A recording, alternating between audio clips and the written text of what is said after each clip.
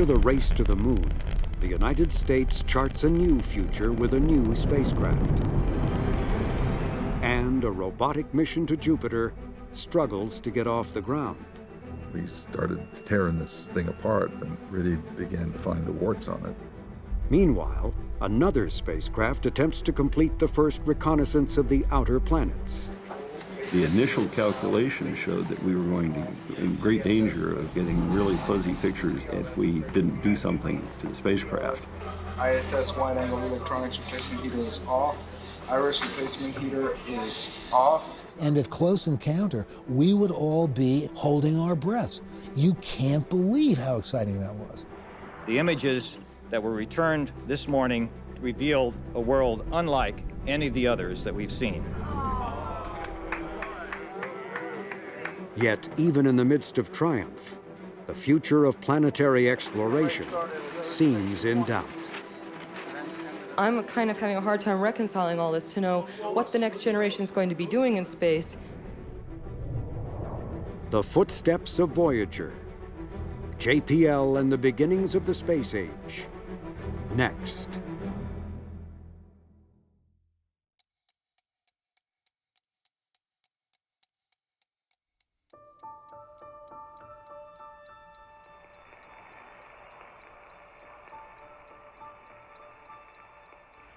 I was strolling on the moon one day in a merry, merry month of December. No, May's the month. May, that's right. In December of 1972, Apollo 17 astronauts Harrison Schmitt and Gene Cernan took the last steps on the moon. Okay, Bob. Let me tell you, Bob, this flag is a beautiful picture. That's beautiful. This has got to be one of the most proud moments of my life, I guarantee you. NASA had hoped for more missions, but the race against the Soviet Union to be the first to the moon had been won. America's priorities were turning elsewhere. This is Gene, and I'm on the surface. And as I take man's last step from the surface, I'd like to just let what I believe history will record that America's challenge of today has forged man's destiny of tomorrow. Godspeed the crew of Apollo 17.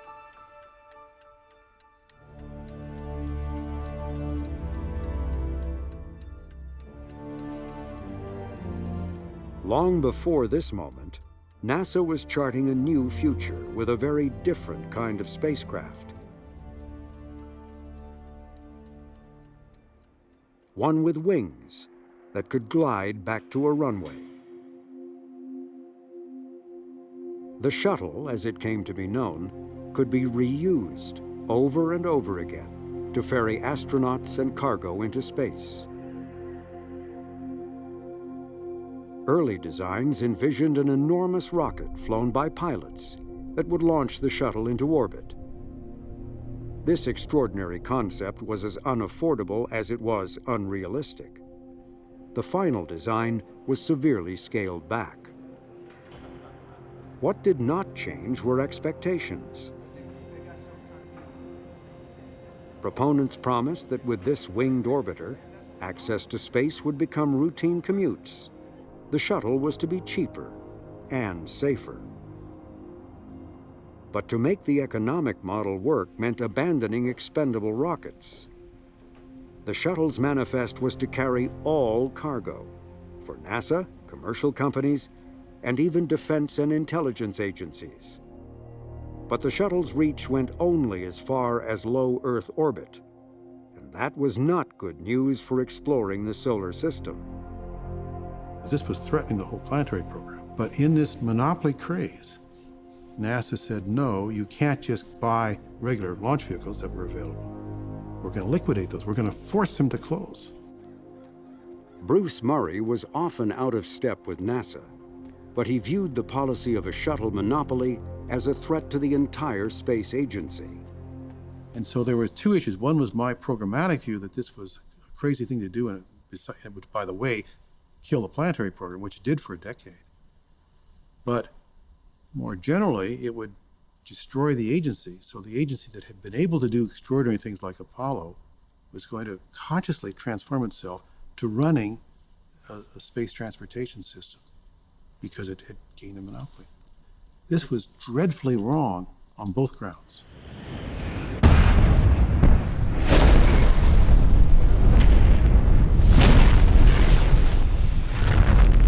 Murray's criticisms were hard to see when the shuttle first flew. The shuttle not only looked like a space-age vehicle, it impressively performed like one.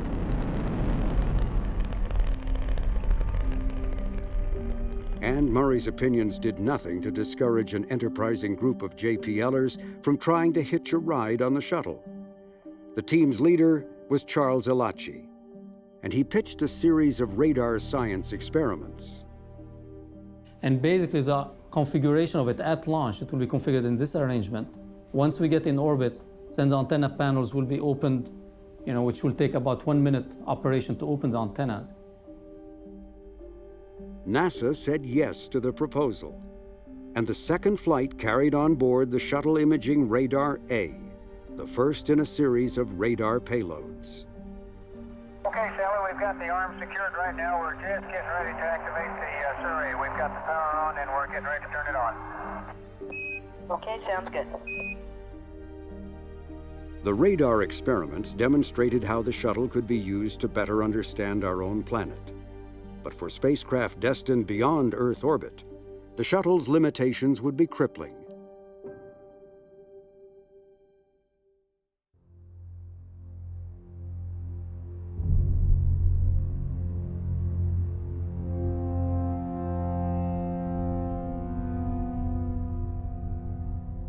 Jupiter. Only the Sun is larger than the fifth planet from our star. It is 2.5 times the mass of all the other planets in our solar system combined. The Pioneer and Voyager missions had provided the first flyby glimpses of this giant. The next step was to send an orbiter. There was something called Jupiter Orbiter with Probe, JOP. And the science team consisted only of fields and particle people and atmospheric people. And they wanted to build a probe that would go into the atmosphere of Jupiter, and the simplest spacecraft to carry it there would just been a spinning spacecraft, and you could slap some fields and particles on the spinning spacecraft, and you had a winner. Not everyone thought so. Other scientists were clamoring for different instruments and a camera. And that posed a dilemma. Taking images requires a steady platform, while measuring magnetic fields calls for a spinning spacecraft. To solve these conflicting requirements, NASA assigned the project to JPL in 1975. The result was Galileo, a novel engineering design featuring both spinning and stable platforms. That quickly escalated into a really major, big design, big cost change, big mass change. And we started tearing this thing apart and really began to find the warts on it and attacked them one by one, but the spacecraft got bigger and more complex as a result of that. Galileo also had the challenge of being the first planetary mission assigned for deployment by the shuttle. But to travel beyond Earth orbit would require strapping on a second booster rocket. There were 2 boosters from which to choose. One was the Centaur. The problem with the Centaur is it's liquid fuel. If there's any kind of leak of the liquid fuel into the shuttle bay while they're trying to get this thing up in orbit, it could be potentially catastrophic, very volatile fuel. The Centaur was seen as a dangerous risk, and NASA ruled out its use. They were right, it was nuts to do that. It was not safe. So cancel that. And the only other thing we have is a solid fuel rocket called the IUS, which is actually an Air Force rocket developed. And you can use that, but that won't get you to Jupiter. That was because the IUS booster was still on the drawing boards, and it was not powerful enough. To use this booster also required a gravity assist around Mars. The launch date slipped a year, resulting in the first in a long list of budget increases. Then it was realized that Galileo was heavier than the shuttle could safely lift. More powerful engines had to be built. NASA next directed JPL to explore dividing the mission in two, launching the spacecraft and the probe on separate shuttle missions. That plan was scrapped too. Galileo was again delayed. They're just kind of back and forth, and every time the JPL engineers are kind of back to the drawing board, accommodating, different payload specifications, different trajectories they can accomplish. Every time they have to redesign the mission, and it's just a major headache here. Galileo also became a political lightning rod. And now engineering decisions were being debated on the floor of the House. Earlier this year, we passed a NASA authorization bill overwhelmingly in this House that said that we would go with the IUS. Now, you can vote any way you want to. I have no vested interest. The problem here is that you have a vehicle that will get Galileo into geosynchronous orbit. It may be launched probably a year later, but as compared to the IUS and the kick stage, it will get there a year earlier. The booster dispute finally came to an end when President Ronald Reagan signed a bill in 1982 that, by law, ordered NASA to use the liquid fuel booster. Galileo's launch date was delayed for yet another year, but at least there was now a path forward. Or so it seemed.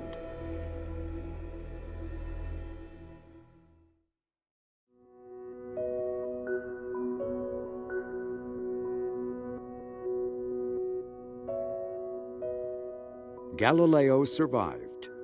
Bruce Murray did not. In trying to keep JPL's planetary missions alive, he had burnt one Washington bridge too many. It's a real pleasure to be here. We at last have a director, and it turns out he's a pretty good director as far as I'm concerned. A man I'm proud to call my friend is Dr. Lou Allen. Lou Allen was a four-star Air Force general with a PhD in nuclear physics. His resume included stints as deputy director of the CIA, director of the National Security Agency, director of the National Reconnaissance Office, commander of Air Force Systems Command, and Air Force Chief of Staff. My space experience in the Air Force was almost entirely associated with the National Reconnaissance Office. These reconnaissance missions were, of course, different than planetary missions, but they weren't all that different. So coming to JPL was not a tremendous shock in the sense that it was a continuation, really, of the kind of work that I'd been doing for many years. Whereas Murray had meant to shake things up, Allen's demeanor was calm and reassuring. We who did not contribute to those accomplishments, but who have admired the work of this laboratory, envy you. And I consider it an honor to be able to join you now. But there were concerns about how Allen's military background would be perceived, especially by Caltech, which manages JPL for NASA. They were extremely self-conscious about the perception that they were bringing in this military general just when the lab was going to be ramping up defense work. And this perception that, well, now JPL is just becoming basically a de facto military lab. Caltech President Marvin Goldberger instructed JPL to play down his military background. He was also worried that the news media might view a general's arrival as signaling a dramatic change and NASA's capitulation to the militarization of space. Goldberger declared there was to be no forsaking the civilian space emphasis for a military one, or an open R&D facility for a classified one. So they worked hard to counter that perception. One way they did that was by referring to Lou Allen not as General Allen, but as Dr. Allen, because he did have a PhD in nuclear physics. He did have scientific credentials. Before Allen's arrival, NASA's leadership had instructed JPL to take on work for the Pentagon, and the lab had complied. One involved the Strategic Defense Initiative. JPL's role was to find ways of tracking the path of incoming missiles that were to be destroyed by lasers. Another project was underway for the Army, an attempt to sort and analyze for commanders fast-moving and complicated events taking place on the battlefield. That situation was so challenging to the Army that in some desperation they turned to JPL because they believed we were good enough and tough enough to make a breakthrough of sorts in this particular area. But Dr. Allen's main interest was now space exploration. And early on, he announced that JPL would be actually reducing military projects to no more than 20% of its workload. And he articulated a policy restricting the type of defense activities the lab would take on and what it would avoid. We should view the defense work in this way, that the JPL role should be early, that we make our contributions on the front edge of technology and phase out then of the programs just as quickly as we can. This policy about military work coincided with a shift in Washington in favor of new planetary missions. Soon, Allen would have the best of worries. More work than the lab knew how to handle. So our problems quickly shifted to the fact that we were outgrowing our facilities. So we tried different techniques for restricting the size of the workforce. None of them worked. The people at JPL who were out seeking the work were far too inventive to be influenced by a broad policy idea that one shouldn't grow. And so we continued to grow. Earth science had been one growth area. Another was astronomy. The lab had played a vital role in the first infrared space telescope mission. And now JPL was busy building the workhorse camera for the much-anticipated Hubble Space Telescope. A radar mission to Venus was underway. So was an orbiter to circle Mars. There was even good news about Galileo. It was being packed up and shipped by truck convoy across the country to Florida. The spacecraft's next scheduled stop was the launch pad. Then it would finally be on its way to Jupiter. But as Galileo made its way to the Cape, another spacecraft already far beyond Jupiter was about to make history.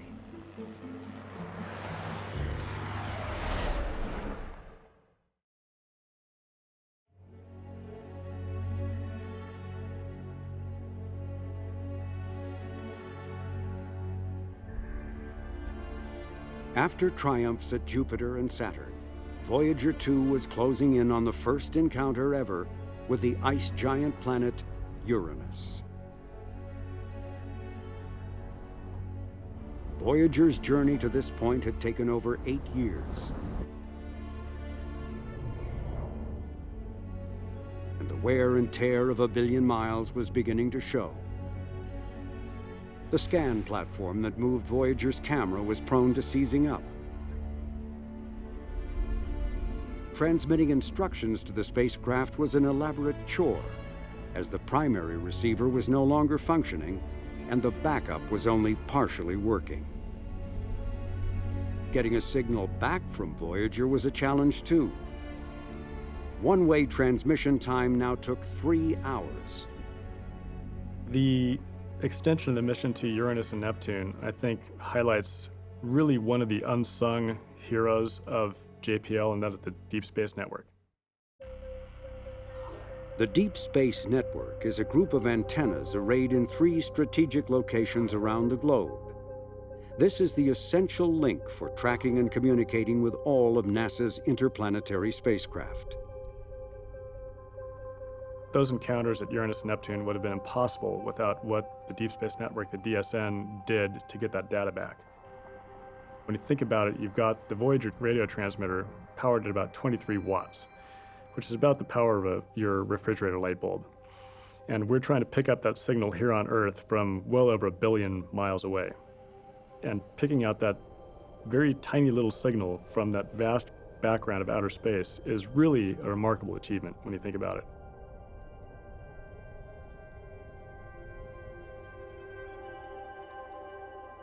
Plotting Voyager's encounter was another challenge. That was because compared to the rest of the planets, Uranus is flipped on its side, caused perhaps by a gigantic collision long ago. Uranus was a real planning challenge, and the reason why is, one, we only get one shot, and two, Uranus is kind of turned up on its edge. And we're now, instead of seeing the moons in kind of a plane where you can fly through this plane and get one after the other, we're looking at a bullseye. That meant that the flyby of Uranus and its moons and rings would occur nearly simultaneously. Coping with so much to see in such a short period of time would make this the most intense of all the Voyager encounters. You're given this pulse of data no one's ever seen, and you get it all at once. You get high resolution, comes up very, very quickly because these moons are small and you're flying by it at large velocity. So in a blink of an eye, basically you go from a very low resolution image to in your face, high resolution, and then gone again. You're going to go by every satellite in the same hour. It presented kind of a extreme version of the scientific competition between different targets. Everybody wanted to look in different directions. As he had done at Jupiter and Saturn, project scientist Ed Stone listened to the arguments, sought consensus, and then made decisions. I would take a poll, but it was not literally a vote in the sense, because I didn't feel that the science should be decided by vote. It really had to be decided on its value.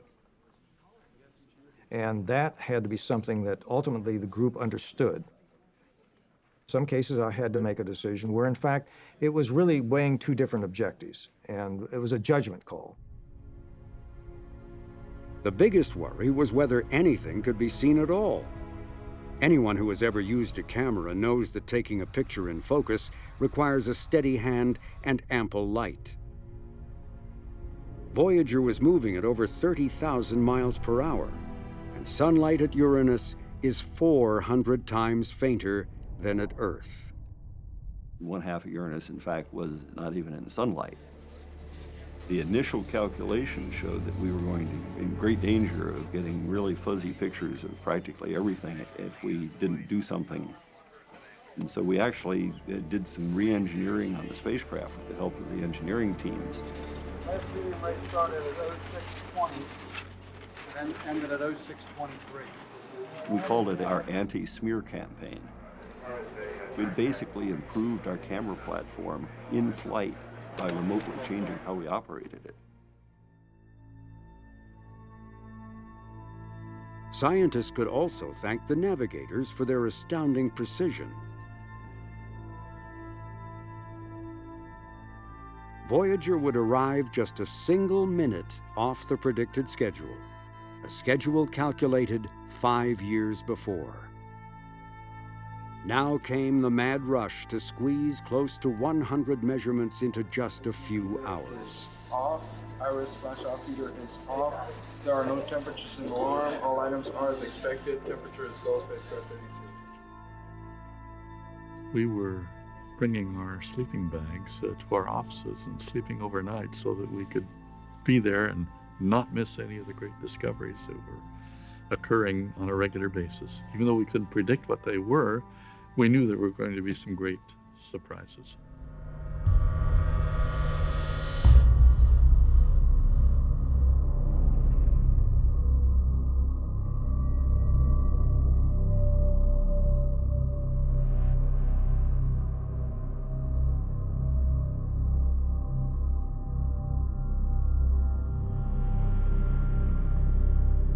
The initial surprise, though, was the lack of a surprise. We thought we'd see bands and other colorful things like we had seen at Jupiter and Saturn, and Uranus presented to us a blank face. That first impression was deceiving. Uranus turned out to be the coldest planet in the solar system. Here, winds blow more than twice the speed of hurricanes on Earth. Another surprise was the planet's magnetic field. The poles here reside near the equator, twisting and turning like a corkscrew. And to everyone's delight, 2 new narrow rings and 10 tiny new moons were discovered. The biggest surprise, though, was the tiny moon Miranda. Larry, I've heard you refer to this as probably the most exotic body in the solar system. Well, I think exotic is an understatement. Miranda surpassed our wildest expectations. No one possibly imagined what we were going to find here. Miranda just looked incredible.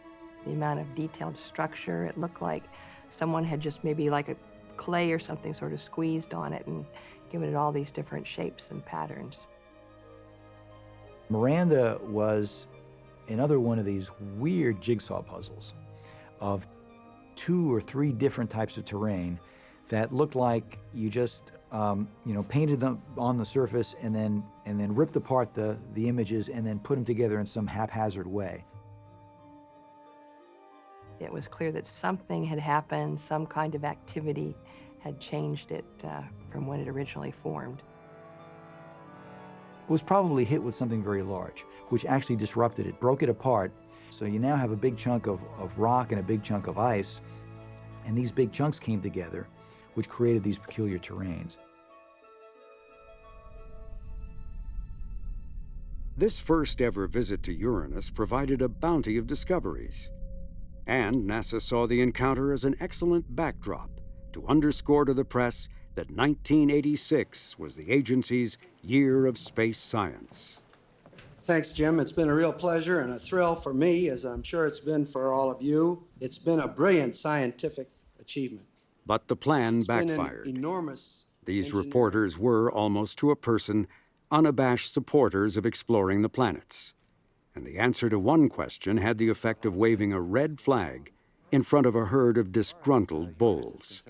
This is pretty much the whole ball game, isn't it? None of us in this room were ever going to see anything else of any real consequence coming back from Uranus, are we? As I just mentioned, it is very likely that there will be not be another mission to Uranus for a couple centuries. And so this is it. To what extent is the fact that the United States does not have its own Halley mission a loss of face or a step backwards in terms of keeping the United States preeminent in space technology? What follow-up plans you have for the follow-up stars? I'm kind of having a hard time reconciling all this to know what the next generation is going to be doing in space. What assurance can you really offer that the United States is going to continue to pursue planetary science and that when we see international missions, it won't be international without the United States? Final question, Kelly Beatty, Sky and Telescope. Dr. Edelson, at a meeting of planetary scientists in October, Dr. Allen stated that planetary science does not seem to be highly regarded within NASA. Would you like to comment on that, please? Dr. Edelson? Gosh, I didn't make that statement. Maybe I'd ask I don't think Dr. so, Allen sir. to comment on it. I didn't write it down. We do need to continue planetary exploration. There are things which are terribly important left to do. And it should compete in scientific importance with other important things such as the great observatories. Now, ladies and gentlemen, our time is fleeting. Thank you very much, Dr. Edelson. Dr. Allen, we'd like to remind you that at 10 o'clock we'll The have rush to get off the stage was telling. Expectations were far greater than funding. And in contrast to Voyager, the shuttle program was not living up to its billing. Access to space had not become routine, cheaper, or safer.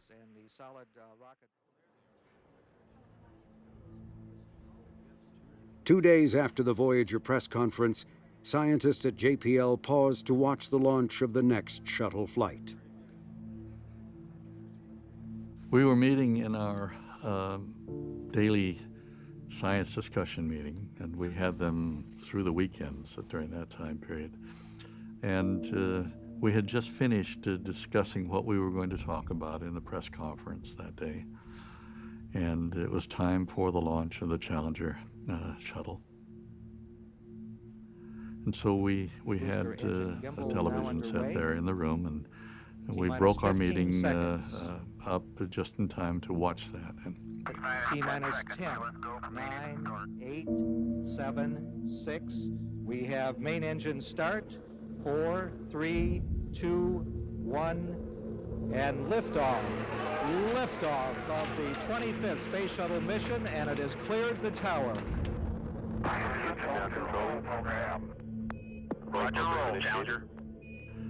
And we were pleased that it got off the ground, and then suddenly we saw this bright flash and trails of material going in different directions.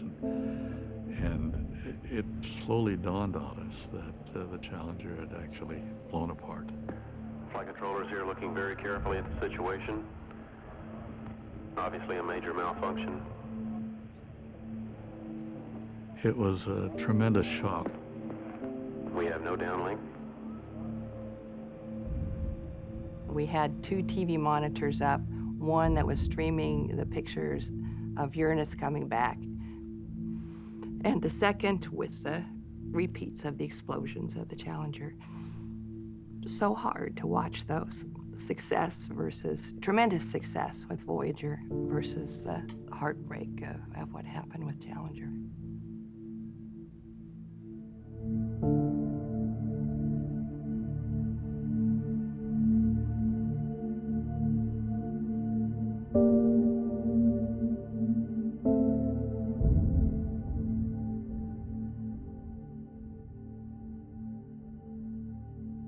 The loss of Challenger and its crew of 7 was a major shock to the nation and an enormous setback for NASA.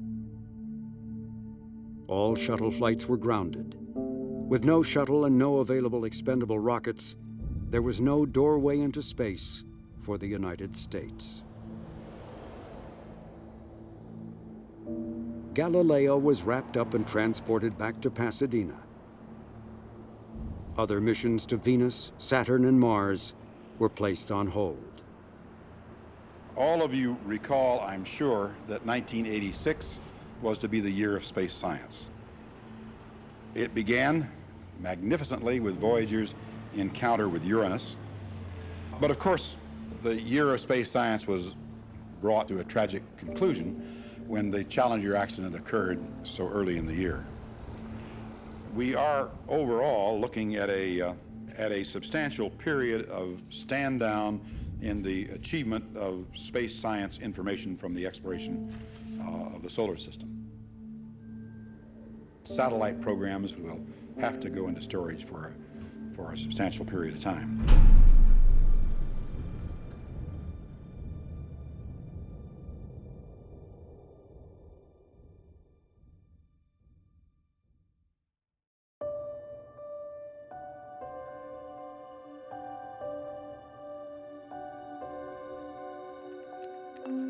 As NASA's shuttle program worked to recover from the loss of Challenger, Voyager 2 continued on its journey and final planetary encounter. 3, 2, 1. Just about 1 million miles left to travel for the robot Voyager spacecraft to the last planet in the solar system, its close approach to Neptune. Scientists are eagerly awaiting the close-up pictures of Neptune and its moon Triton, and project scientist Ed Stone says they'll be looking for more moons, too.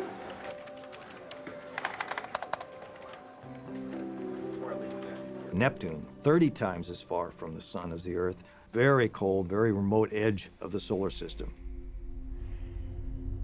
Neptune is so far away that it cannot be seen with the naked eye. It was discovered only through mathematical calculations. This was the best telescope image of Neptune before Voyager 2. It's very, very dark at Neptune. We knew that there were rings at Neptune. The rings themselves were half the brightness of soot, seen against a jet black background with sunlight which is 1,000 times dimmer than it is on Earth. So you've got everything going against you. Once again, Voyager had to be retooled by remote control to have any hope of getting back usable images. If the spacecraft is doing what it normally does, which is to slowly weave bob around, it rotates around like this, you know, you're just going to smear everything.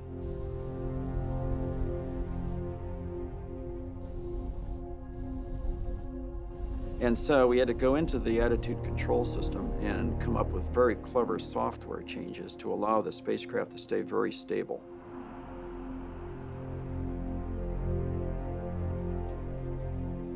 More advances in data compression were needed. A global array of antennas had to be lashed together, and Voyager itself was requiring attention. The spacecraft has encountered its problems. It's deaf in one ear, essentially, one of the receivers. It's tone deaf in the other ear. It's got an arthritic scan platform. It's hung up on us several times. It's got memory lapses. It's got other, you know, the kinds of things you can associate with degradation, with age. But nevertheless, it's got a personality, and it's also got a brain. And that brain had already noted a massive swirling storm, previously unknown moons and ring arcs. These were early signs that Neptune would not be a bland world. It was a kind of an amazing encounter. I'm still not exactly sure why it happened, but it was a huge public affairs success. With each encounter, Voyager became better known, and scientists and engineers were more media savvy. Some were even doubling up as news anchors. We go to the opening, Yep. we come to you, Right. we say a few words, we say let's have examples of star occultation. The Neptune encounter, I got to be the host of a PBS show called Neptune All Night. It was 4 hours of sitting there in front of a TV monitor for people who wanted to stay up all night for the encounter. 3, 2, 1, roll the opening. Opening rolling. Another anchor was a young engineer named Suzanne Dodd. With us this morning, we have Dr. Jay Holberg. I just He got is a asked. I member think of the ultraviolet JPL was looking for a young female engineer who knew something about the Voyager project and what Voyager was going to do. Dodd joined the Voyager team right out of college. She had moved up the ranks and was now responsible for the commands that would have Voyager executing a daredevil flyby of Neptune. And I thought, okay, my career's kind of riding on this one because I built the closest approach sequence, and if it goes wrong, it's my, you know, it could be my fault. A sense of drama was everywhere, and journalists and writers from all over the world were converging to be a part of what was being called the last picture show. It was like a reunion. I mean, they came out here and they melded with the scientists. The scientists had a great time. They got a lot of good press coverage. It was a festival. And at times, a feeding frenzy. No one knew that better than a Dutch-born, sleep-deprived JPLer named Yuri Vanderwood. It was his job to provide the always-on-deadline press with the latest images that were coming quite literally off the printing press in this era before the internet. In those days, as soon as they saw you come in with the boxes with photographs, was everybody had a deadline. And it was exactly 15 seconds from the moment they saw you. Okay, just before you leave here, come by and I will get you a bunch of photographs to take home. All right? Thank you. Fantastic.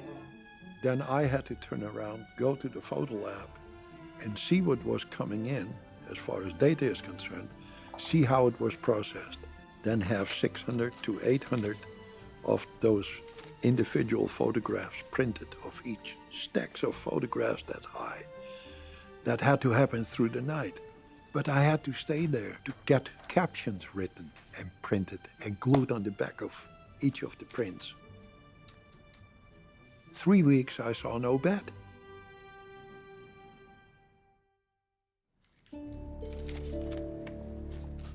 But boy, I wouldn't have missed a second of those days. There's no way you can describe, or I cannot, the feeling when you look at the planet for the first time in the history of our species. Nobody else has seen it.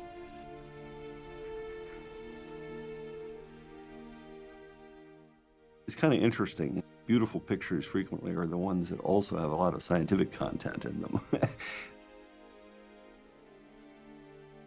We've been in observatory phase for months, seeing Neptune as a slowly growing from a dot to something filling the television screen and more. Neptune itself is a beautiful, austere blue world. We are looking at a world of clouds and gas. The surface, if any, is far below. We have no idea what's deep down there. And at close encounter, we would all be in von Karman holding our breaths. And you'd get these incredible pictures, which nobody'd ever seen before. And you'd sit there and you'd say, oh my God, you can't believe how exciting that was. As Neptune's dark spot, the size of the Earth, came more into focus, other features became apparent too. Just below the dark spot was a group of streaking clouds circling Neptune so fast they were named Scooter. Here, winds blow over 1,200 miles per hour, the fastest in the solar system. Voyager was moving fast too, and flying low, skimming just above the cloud tops of Neptune. Then the gravitational force of the planet bent the spacecraft downwards towards the final flyby. Scientists who were accustomed to extraordinary sights were still amazed by what they saw at Neptune's moon, Triton. Last night was certainly a night to be remembered. I think it's the most exciting night that I can remember from any of the encounters that we've had with Voyager, and there have been some exciting nights. Without a question, the images that were returned this morning revealed a world unlike any of the others that we've seen.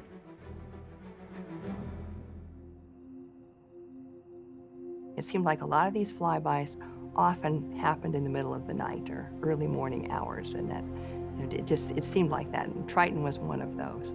Nothing like anything we've seen before either. It is, so all the stuff is like your roof. I think, well, it's like all of those things.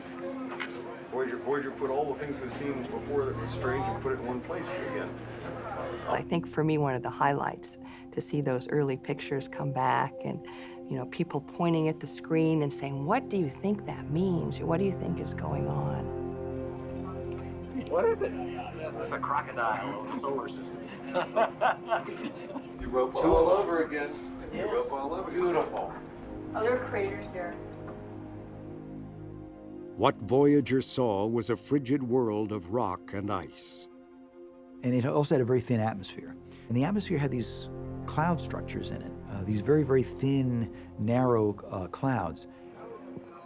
You guys see a limb haze? I think that's a wind streak. Oh, they're wind streaks, no question about You it. can have a wind streak with such a tenuous atmosphere. You get the winds to Follow blow. migrations, you had to blow very hard. You get the winds to blow fast enough. Yeah, but you calculate how fast it's got to blow in a several millibar atmosphere. Obviously, it knows how fast to blow because it's certainly streaking that material out. Triton had a very, very peculiar surface, very few craters, very odd, chaotic-looking terrain, very disturbed. There are areas that look very resurfaced, right? I mean, craterless. Here, perhaps, is the most diverse terrain in the entire solar system. Triton's surface has few craters, which suggests that unlike the moon itself, the surface is for some reason relatively young. A smudge on one of Voyager's images, so small as to almost go unnoticed, provided a clue as to why. We saw these vents of things, and the thing is only like 20 degrees above absolute zero. I mean, it's one of the coldest things there is, and it's got things erupting on it. And though these smudges were faint, the implications were spectacular.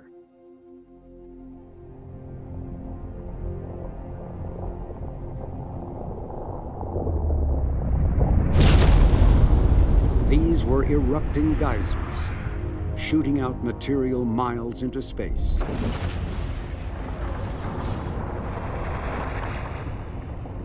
In other places, there were lava-like flows of ice, all of it believed caused by volcanic processes underneath Triton's surface. A world at the very, very edge of the solar system, frozen, we thought would be completely geologically dead, and it turns out to be geologically active. That was a great surprise.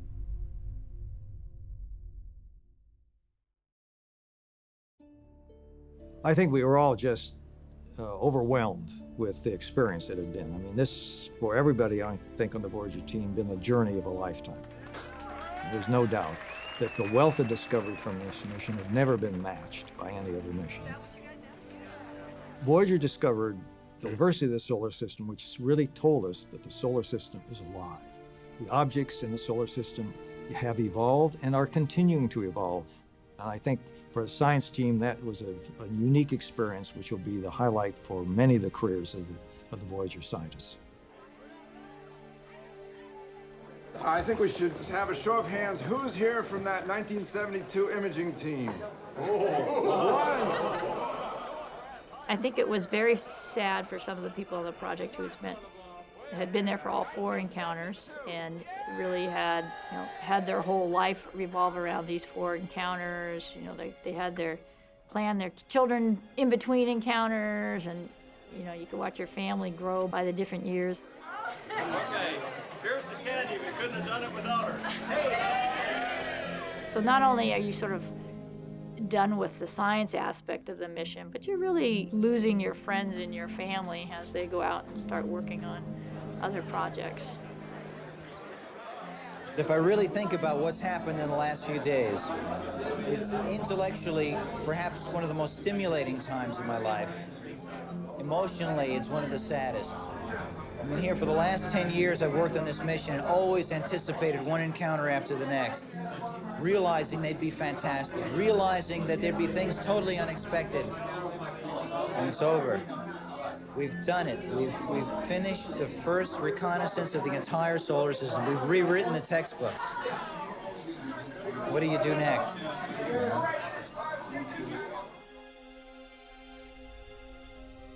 The adventures of the Voyagers were not over. In 1990, Voyager 1, over 3.5 billion miles away from its home, snapped these images. This first ever family portrait of the solar system was the idea of scientist Carl Sagan. Hello from the children of planet Earth. Sagan also led the team that designed Voyager's golden record.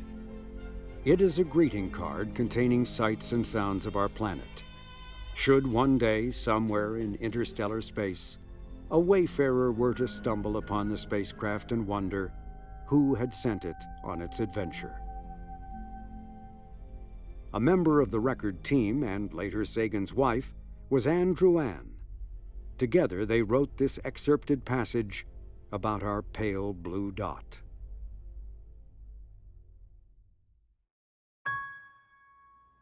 Consider again that dot. That's home. That's us.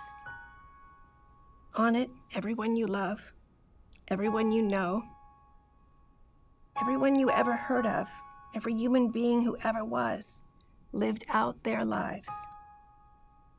Our planet is a lonely speck in the great enveloping cosmic dark.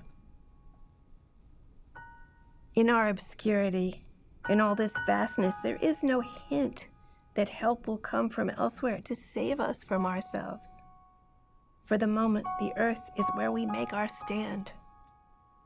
It underscores our responsibility to deal more kindly with one another and to preserve and cherish the pale blue dot, the only home we've ever known.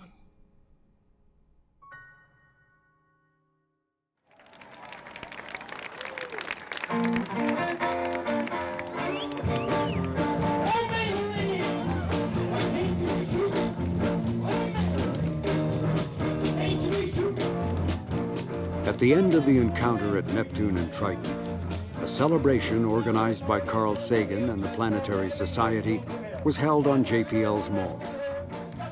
The evening featured a surprise appearance by rock and roll great Chuck Berry. It was a fitting choice, as Berry's music was now sailing outward toward the stars aboard Voyager's golden record. That was only one of many reasons to celebrate.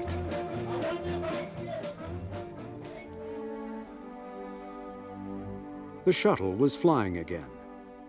3 months before the Neptune encounter, the shuttle Atlantis had deployed JPL's Magellan. This spacecraft used radar to map the surface of Venus in 3D. It was a natural follow-on to the pioneering experiments JPL had flown on the shuttle's early flights. 5 months after Magellan's deployment, Galileo was also deployed and sent on its way to Jupiter. Magellan and Galileo were 2 of only 3 planetary spacecraft ever carried aloft by the shuttle. Lou Allen retired in 1991. He used this skit to help say his goodbye, riding off into the sunset with his wife. Allen died in 2010. Ed Stone became the new sheriff in town. Even while serving as JPL's director for a decade, he continued on as Voyager's chief scientist. In 2013, Stone, still the only chief scientist Voyager has ever had, announced that Voyager 1 had reached interstellar space, the region between the stars. This historic event happened during the watch of Voyager's 10th project manager, Suzanne Dodd.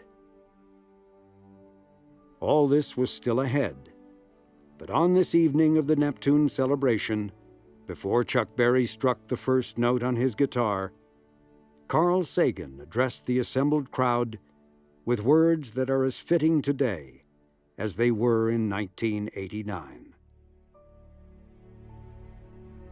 Every human culture has rites of passage. They mark the transition from one stage of life to another. We are gathered here to celebrate Voyager's rite of passage. A machine designed, built, and operated right here at JPL has broken free of the sun's gravity, explored most of the worlds of the solar system, and is now on its way to the great dark ocean of interstellar space. The men and women responsible are gathered here. They are heroes of human accomplishment. Their deeds will be remembered in the history books. Our remote descendants may live on some of the worlds first revealed to us by Voyager. If so, those descendants will look back upon us as we look on Christopher Columbus. Voyager reminds us of the rarity and preciousness of what our planet holds, of our responsibility to preserve life on Earth. If we are capable of such grand, long-term, benign, visionary, high-technology endeavors as Voyager, can we not use our technological gifts and long-term vision to put this planet right? To take care of one another, to cherish the Earth, and bravely to venture forth in the footsteps of Voyager to the planets and the stars.